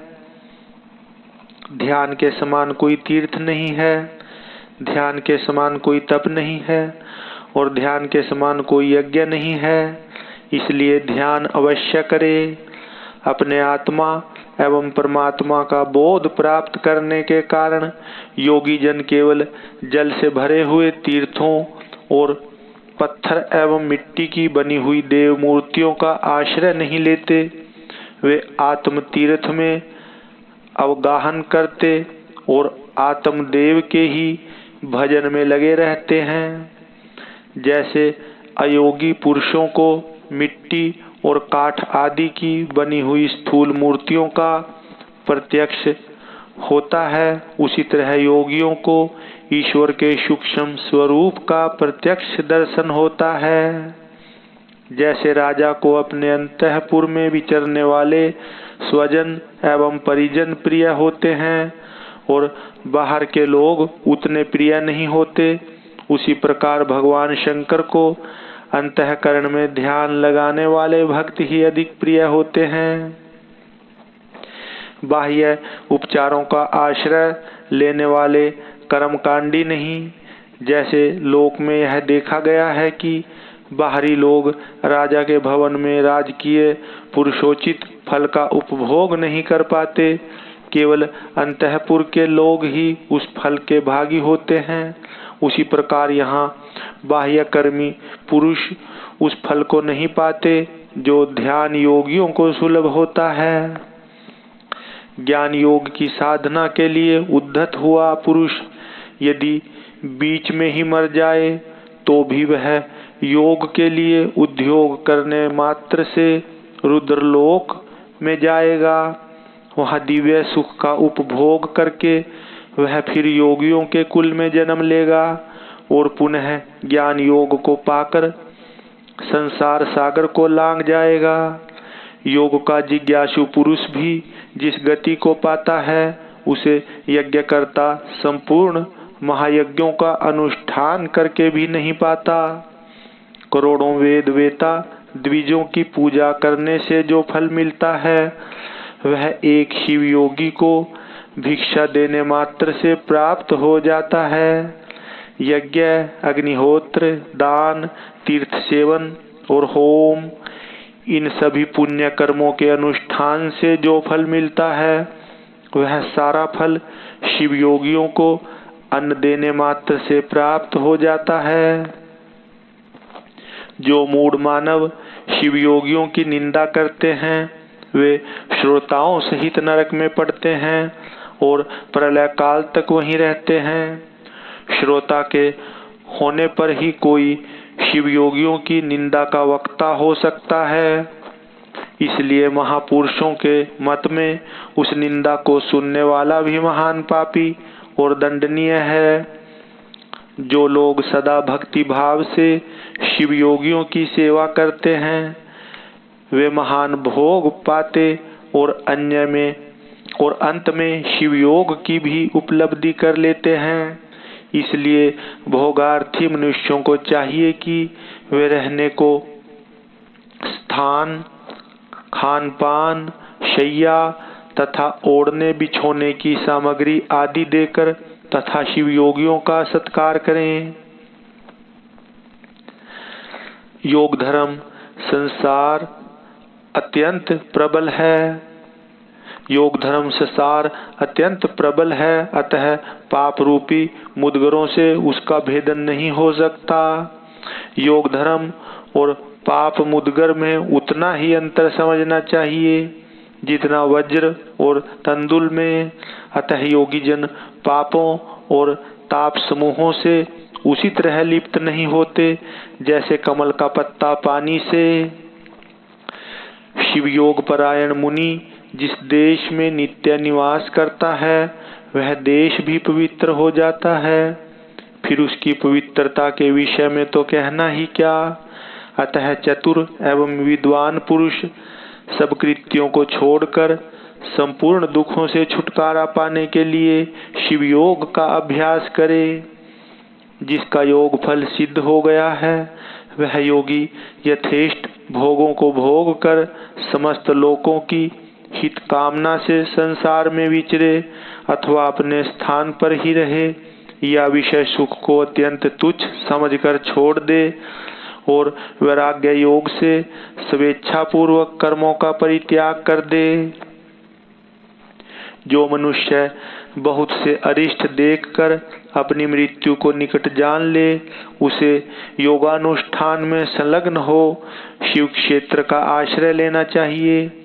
वह मनुष्य यदि धीरचित्त होकर वहीं निवास करता रहे तो रोग आदि के बिना भी स्वयं ही प्राणों का परित्याग कर सकता है।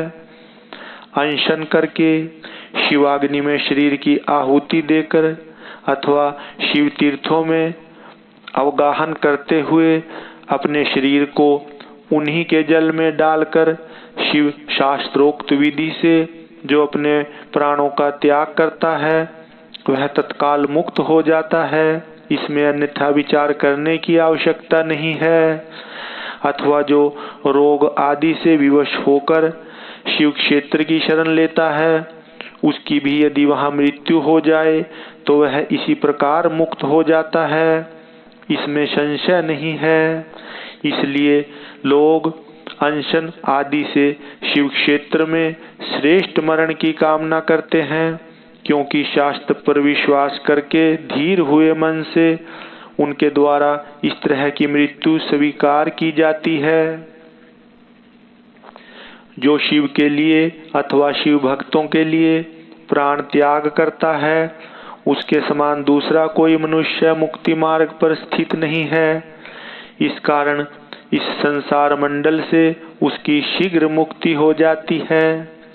इनमें से किसी एक उपाय का किसी तरह भी अवलंबन करके अथवा विधिवत षड्ध्व शुद्धि को प्राप्त होकर यदि कोई मनुष्य मरता है तो उसका अन्य पशुओं प्राणियों के समान यहाँ औधर दैहिक संस्कार नहीं करना चाहिए।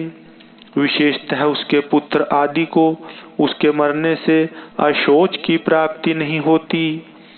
ऐसे पुरुष के मृत शरीर को धरती में गाड़ दे या पवित्र अग्नि से जला दे या शिव स्वरूप जल में डाल दे अथवा काठ या मिट्टी के ढेले की भांति कहीं भी फेंक दे, सब उसके लिए बराबर है। यदि ऐसे पुरुष के उद्देश्य से भी कोई कर्म करने की इच्छा हो तो दूसरों का कल्याण ही करे और अपनी शक्ति के अनुसार शिव भक्तों को तृप्त करे।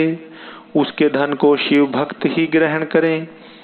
यदि उसकी संतति शिव भक्त हो तो वह भी ग्रहण कर सकती है। यदि ऐसा संभव न हो तो उसका धन भगवान शिव को समर्पित कर दे, परंतु उसकी पशु संतति शिव भक्तिहीन संतान उस धन को ग्रहण न करे। ओम नमः नमः शिवाय। वायव्य संहिता के उत्तरखंड के इस अध्याय में वायुदेव का अंतर्धान होना, ऋषियों का सरस्वती में अवभृत स्नान और काशी में दिव्य तेज का दर्शन करके ब्रह्मा जी के पास जाना, ब्रह्मा जी का उन्हें सिद्धि प्राप्ति की सूचना देकर मेरु के कुमार शिखर पर भेजना, इन सब का वर्णन है। श्री शिवाय नमस्तुभ्यं। श्री शिवाय नमस्तुभ्यं।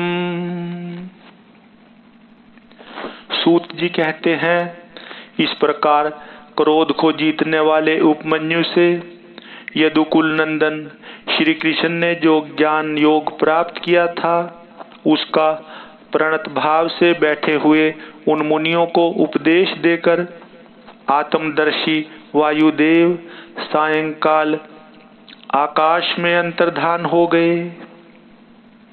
तदंतर प्रातःकाल नैमिषारण्य के समस्त तपस्वी मुनि सत्र के अंत में अवभृत स्नान करने को उद्यत हुए। उस समय ब्रह्मा जी के आदेश से साक्षात सरस्वती देवी स्वादिष्ट जल से भरी हुई स्वच्छ सुंदर नदी के रूप में वहां बहने लगी। सरस्वती नदी को उपस्थित देख मुनि मन ही मन बड़े प्रसन्न हुए। उन्होंने सत्र समाप्त करके उसमें अवगाहन स्नान आरंभ किया। उस नदी के मंगलमय जल से देवता आदि का तर्पण करके पूर्व वृत्तांत का स्मरण करते हुए वे सब के सब वाराणसी पुरी की ओर चल दिए।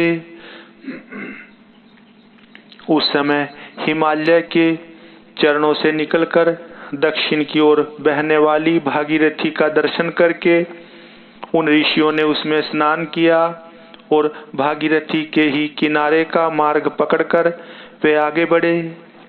तदंतर वाराणसी में पहुंचकर उन सबको बड़ी प्रसन्नता हुई। वहां उत्तरवाहिनी गंगा में स्नान करके उन्होंने अभी मुक्तेश्वर लिंग का दर्शन और विधि पूर्वक पूजन किया। पूजन करके जब वे चलने को उद्यत हुए तब उन्होंने आकाश में एक दिव्य और परम अद्भुत प्रकाशमान तेज देखा जो करोड़ों सूर्यों के समान जान पड़ता था। उसने अपनी प्रभा के प्रसार से संपूर्ण दिगंत को व्याप्त कर लिया था। तदंतर जिन्होंने अपने शरीर में भस्म लगा रखा था वे सैकड़ों सिद्ध पाशुपत मुनि निकट जाकर उस तेज में लीन हो गए। उन तपस्वी महात्माओं के इस प्रकार लीन हो जाने पर वह तेज तत्काल अदृश्य हो गया। वह एक अद्भुत सी घटना घटित हुई। उस महान आश्चर्य को देखकर वे नैमिषारण्य के निवासी महर्षि यह क्या है इस बात को न जानते हुए ब्रह्मावन को चले गए। इनके जाने से पहले ही लोक पावन पवन देव वहां जा पहुंचे। उन्होंने नैमिषारण्यवासी ऋषियों का जिस प्रकार साक्षात्कार हुआ, जिस तरह उनसे उनकी बातचीत हुई, उन ऋषियों की शुद्ध बुद्धि जिस प्रकार पार्षदों सहित सांब सदाशिव में लगी थी और जिस प्रकार उन यज्ञपरायण ऋषियों का वह दीर्घकालिक यज्ञ पूरा हुआ था, ये सारी बातें जगत सृष्टा ब्रह्मयोनि ब्रह्मा जी को बताई। फिर अपने कार्य के लिए उनसे आज्ञा ले वे अपने नगर को चले गए।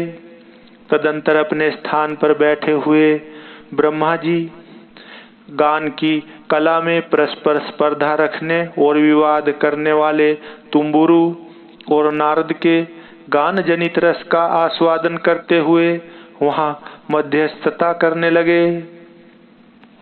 उस समय वे गंधर्वों और अप्सराओं से सेवित हो सुखपूर्वक बैठे थे। उस वेला में किसी बाहरी व्यक्ति को वहां जाने का अवसर नहीं दिया जाता था। इसलिए जब नैमिषारण्य निवासी मुनि वहां पहुंचे तब द्वारपालों ने उन्हें द्वार पर ही रोक दिया। वे मुनि ब्रह्मा भवन से बाहर ही पार्श्व भाग में बैठ गए। इधर संगीत गोष्ठी में नारद ने तुम्बुरु की समानता प्राप्त की। तब परमेष्ठी ब्रह्मा ने उन्हें तुम्बुरु के साथ रहने की आज्ञा दी और वे पारस्परिक स्पर्धा को त्याग कर तुम्बुरु के परम मित्र हो गए।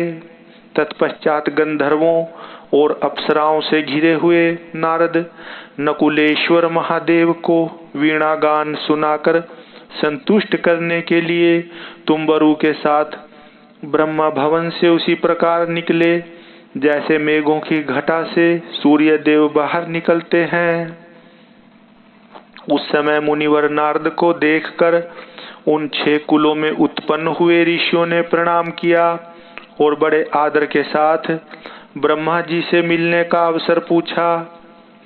नारद जी का चित्त दूसरी ओर लगा था और वे बड़ी उतावली में थे, अतः उनके पूछने पर बोले, यही अवसर है, आप लोग भीतर जाइए। यह कहते हुए वे चले गए। तदंतर द्वारपालों ने ब्रह्मा जी को उन ऋषियों के आगमन की सूचना दी। उनकी आज्ञा पाकर वे सब एक साथ ब्रह्मा जी के भवन में प्रविष्ट हुए। भीतर जाकर उन्होंने दूर से ही दंड की भांति पृथ्वी पर गिरकर ब्रह्मा जी को प्रणाम किया। फिर उनका आदेश पाकर वे ऋषि उनके पास गए और चारों ओर से उन्हें घेर कर बैठे। उन्हें वहां बैठा देख कमलासन ब्रह्मा ने उनका कुशल समाचार पूछा और बताया कि मुझे तुम लोगों का सारा वृत्तांत ज्ञात हो चुका है, क्योंकि वायुदेव ने ही यहाँ सब कुछ कहा है। अब तुम बताओ, जब वायुदेव तुम्हें कथा सुनाकर अदृश्य हो गए तब तुमने क्या किया? देवेश्वर ब्रह्मा के इस प्रकार पूछने पर उन मुनियों ने अवभृत स्नान के पश्चात गंगा तीर्थ में जाने, वाराणसी की यात्रा करने, वहां देवेश्वरों द्वारा स्थापित शिवलिंगों और अविमुक्तेश्वर लिंग के भी दर्शन पूजन करने, आकाश में महान तेज पुंज के दिखाई देने, कतिपय महर्षियों के उसमें लीन होने तथा फिर उस तेज के अदृश्य हो जाने की सब बातें ब्रह्मा जी से विस्तार पूर्वक उन्हें बारंबार प्रणाम करके कहीं। साथ ही यह भी बताया कि हम अपने मन में बहुत विचार करने पर भी उस तेज को ठीक ठीक जान न सके। मुनियों का कथन सुनकर विश्वश्रेष्ठा चतुर्मुख ब्रह्मा ने किंचित सिर हिलाकर गंभीर वाणी में कहा, महर्षियों, तुम्हें परम उत्तम पारलौकिक सिद्धि प्राप्त होने का अवसर आ रहा है। तुमने दीर्घकालिक सत्र द्वारा चिरकाल तक प्रभु की आराधना की है, इसलिए वे प्रसन्न होकर तुम लोगों पर कृपा करने को उत्सुक हैं। उस तेज पुंज के दर्शन की जो घटना घटित हुई है, उससे यही बात सूचित होती है। तुमने वाराणसी में आकाश के भीतर जो दीप्तिमान दिव्य तेज देखा है, वह साक्षात ज्योतिर्मय लिंग ही था। उसे महेश्वर का उत्कृष्ट तेज समझो। उस तेज में श्रोत और पाशुपत व्रत का पालन करने वाले मुनि, जो स्वधर्म में पूर्णतः निष्ठा रखने वाले थे और अपने पाप को दग्ध कर चुके थे, लीन हुए हैं। लीन होकर वे स्वस्थ एवं मुक्त हो गए हैं। इसी मार्ग में तुम्हें भी शीघ्र ही मुक्ति प्राप्त होने वाली है। तुम्हारे देखे हुए उस तेज से ही बात सूचित होती है। तुम्हारे लिए यह वही समय दैववश स्वयं उपस्थित हो गया है। तुम मेरु पर्वत के दक्षिण शिखर पर जहाँ देवता रहते हैं जाओ। वहीं मेरे पुत्र सनत कुमार, जो उत्कृष्ट मुनि हैं, निवास करते हैं। वे वहाँ साक्षात भूतनाथ नंदी के आगमन की प्रतीक्षा में हैं। पूर्व काल की बात है, सनत कुमार अज्ञानवश अपने को सब योगियों का शिरोमणि मानने लगे थे, इसलिए दुर्विनीत हो गए थे। यही कारण है कि उन्होंने किसी समय परमेश्वर शिव को सामने देखकर भी उनके लिए उचित अभ्युत्थान आदि सत्कार नहीं किया। वे अपने स्थान पर निर्भय बैठे रहे। उनके इस अपराध से कुपित हो नंदी ने उन्हें बहुत बड़ा ऊंट बना दिया। तब उनके लिए मुझे बड़ा शोक हुआ और मैंने दीर्घकाल तक महादेव और महादेवी की उपासना करके नंदी से भी बड़ी अनुनय विनय की। इस प्रकार प्रयत्न करके किसी तरह उनको ऊंट की योनि से छुटकारा दिलाया और उन्हें पूर्ववत सनत कुमार रूप की प्राप्ति कराई। उस समय महादेव जी ने मुस्कुराते हुए से अपने गणाध्यक्ष नंदी से कहा, अनघ, सनत कुमार मुनि ने मेरी ही अवहेलना करके अपना वैसा अहंकार प्रकट किया था, अतः तुम ही उनको मेरे यथार्थ स्वरूप का उपदेश दो। ब्रह्मा का ज्येष्ठ पुत्र मूढ़ की भांति मेरा स्मरण कर रहा है, अतः मैंने ही उसको तुम्हें शिष्य के रूप में दिया है। तुमसे उपदेश पाकर वह मेरे ज्ञान का प्रवर्तक होगा और वही तुम्हारा धर्माध्यक्ष के पद पर अभिषेक करेगा। महादेव जी के ऐसा कहने पर समस्त भूतगणों के अध्यक्ष नंदी ने प्रातः काल मस्तक झुकाकर स्वामी की वह आज्ञा शिरोधार्य की तथा सनत कुमार भी मेरी आज्ञा से इस गणराज नंदी को प्रसन्न करने के लिए मेरु पर दुष्कर तपस्या कर रहे हैं। गणाध्यक्ष नंदी के समागम से पहले ही तुम लोग सनत कुमार से मिलो, क्योंकि उन पर कृपा करने के लिए नंदी शीघ्र ही वहां आएंगे। विश्वयोनि ब्रह्मा के इस प्रकार शीघ्र आदेश देकर भेजने पर वे मुनि मेरु पर्वत के दक्षिणवर्ती कुमार शिखर पर गए। ओम नमः नमः शिवाय। वायव्य संहिता के उत्तरखंड के इस अंतिम अध्याय में मेरुगिरी के स्कंद सरोवर के तट पर मुनियों का सनत कुमार जी से मिलना, भगवान नंदी का वहां आना और दृष्टिपात मात्र से पाशछेदन एवं ज्ञान योग का उपदेश करके चला जाना, श्री शिव महापुराण की महिमा तथा ग्रंथ का उपसंहार, इन सब का वर्णन है। श्री शिवाय नमस्तुभ्यं। श्री शिवाय नमस्तुभ्यं। सूत जी कहते हैं, वहां मेरु पर्वत पर सागर के समान एक विशाल सरोवर है जिसका नाम स्कंदसर है। उसका जल अमृत के समान स्वादिष्ट, शीतल, स्वच्छ, अगाध और हल्का है। यह सरोवर सब ओर से स्फटिक मणि के शिलाखंडों द्वारा संगठित हुआ है। उसके चारों ओर सभी ऋतुओं में खिलने वाले फूलों से भरे हुए वृक्ष उसे आच्छादित किए रहते हैं। उस सरोवर में सेवार, उत्पल, कमल और कुमुद के पुष्प तारों के समान शोभा पाते हैं और तरंगें बादलों के समान उठती रहती हैं, जिससे जान पड़ता है कि आकाश ही भूमि पर उतर आया है। वहां सुखपूर्वक उतरने चढ़ने के लिए सुंदर घाट और सीढ़ियां हैं। वहां की भूमि नीली शिलाओं से आबद्ध है। आठों दिशाओं की ओर से वह सरोवर बड़ी शोभा पाता है। वहां बहुत से लोग नहाने के लिए उतरते हैं और कितने ही नहाकर निकलते रहते हैं। स्नान करके श्वेत यज्ञोपवीत और उज्जवल कौपीन धारण किए, वलकल पहने, सिर पर जटा अथवा शिखा रखाए हुए, मूड मुड़ाए, ललाट में त्रिपुंड लगाए, वैराग्य से विमल एवं मुस्कुराते मुख वाले बहुत से मुनि कुमार घड़ों में, कमलिनी के पत्तों के दोनों में, सुंदर कलशों में, कमंडलुओं में तथा वैसे ही करवों आदि में अपने लिए, दूसरे के लिए, विशेषतः देव पूजा के लिए वहां से नित्य जल और फूल ले जाते हैं। वहां इष्ट और शिष्ट पुरुष जल में स्नान करते देखे जाते हैं।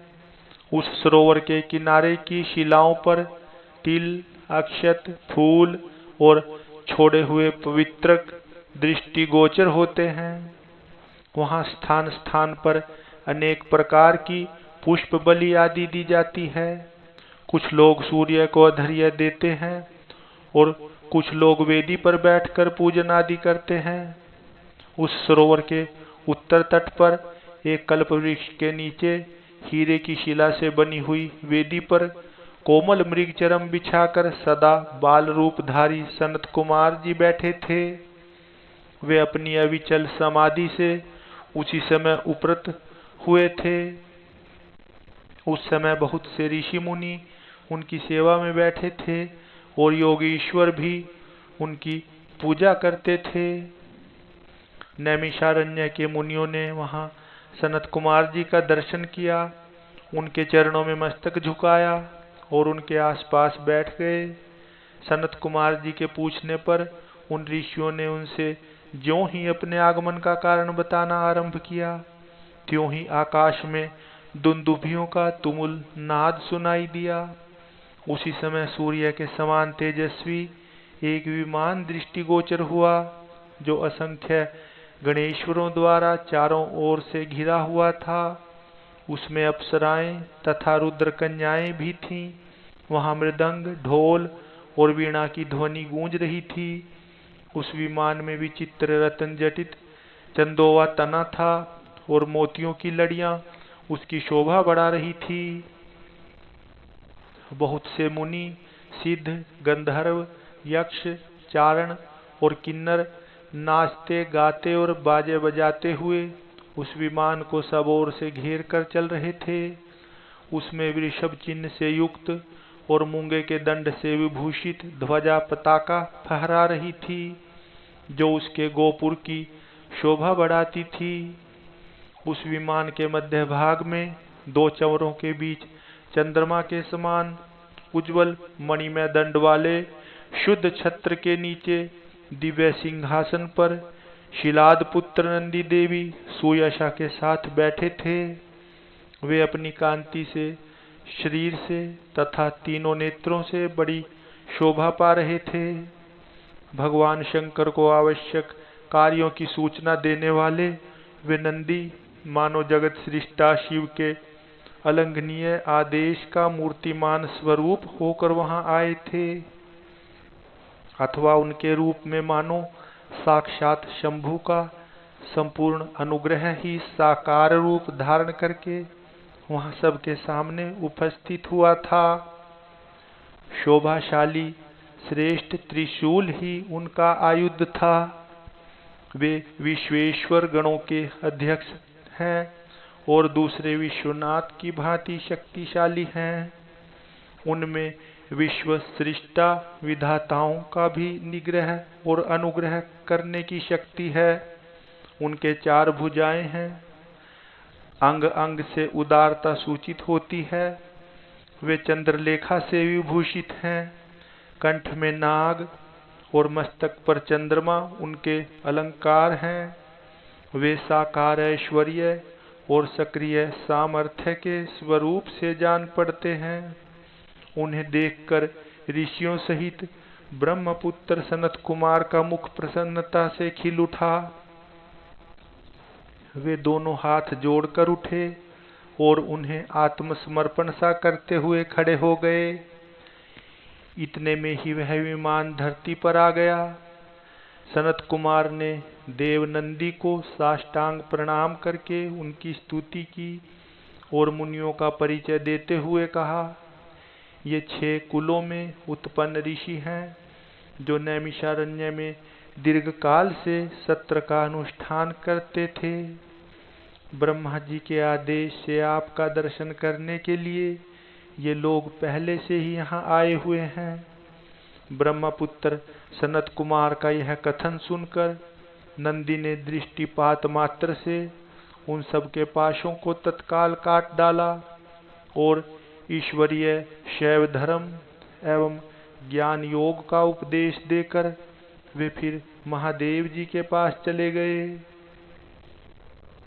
सनत कुमार ने वह समस्त ज्ञान साक्षात मेरे गुरु व्यास को दिया और पूजनीय व्यास जी ने मुझे संक्षेप से वह सब कुछ बताया।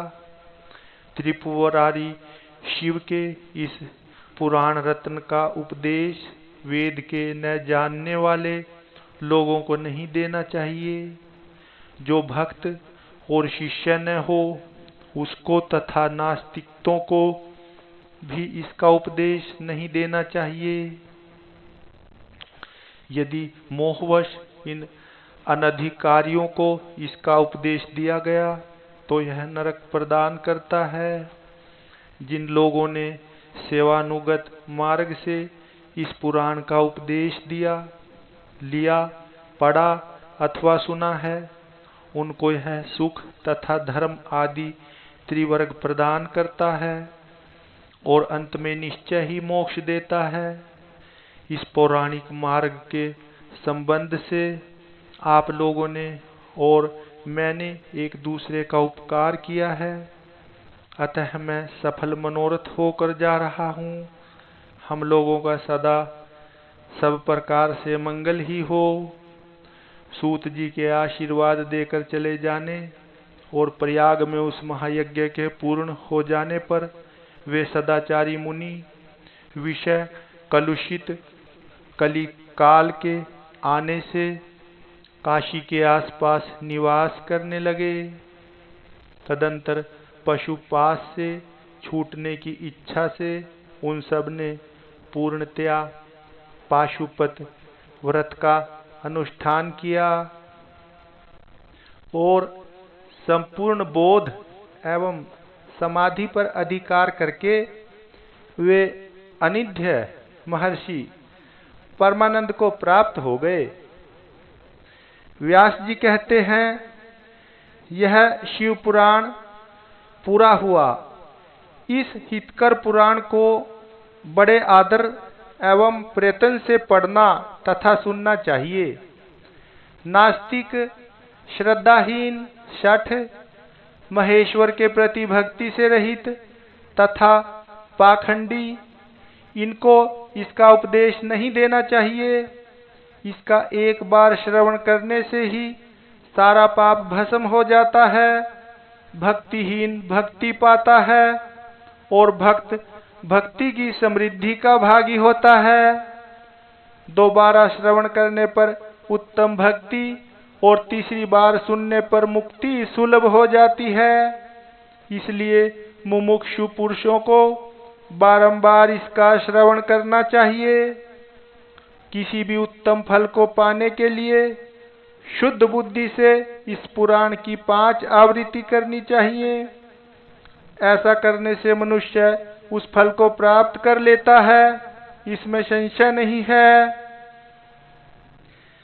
प्राचीन काल के राजाओं, ब्राह्मणों तथा श्रेष्ठ वैश्यों ने इसकी 7 आवृत्ति करके शिव का साक्षात दर्शन प्राप्त किया है। जो मनुष्य भक्ति परायण हो इसका श्रवण करेगा, वह भी इहलोक में संपूर्ण भोगों का उपभोग करके अंत में मोक्ष प्राप्त कर लेगा। यह श्रेष्ठ शिव पुराण भगवान शिव को अत्यंत प्रिय है। यह वेद के तुल्य माननीय, भोग और मोक्ष देने वाला तथा भक्ति भाव को बढ़ाने वाला है। अपने प्रमथ गणों, दोनों पुत्रों तथा देवी माता पार्वती जी के साथ भगवान शंकर इस पुराण के वक्ता और श्रोता का सदा कल्याण करें। तो प्रिय शिव भक्तों, इस प्रकार आज 30वें अंतिम दिन की कथा के साथ ही श्री शिव महापुराण की पावन पवित्र कथा समाप्त हुई। ओम नमः नमः शिवाय। श्री शिवाय नमस्तुभ्यं। श्री शिवाय नमस्तुभ्यं।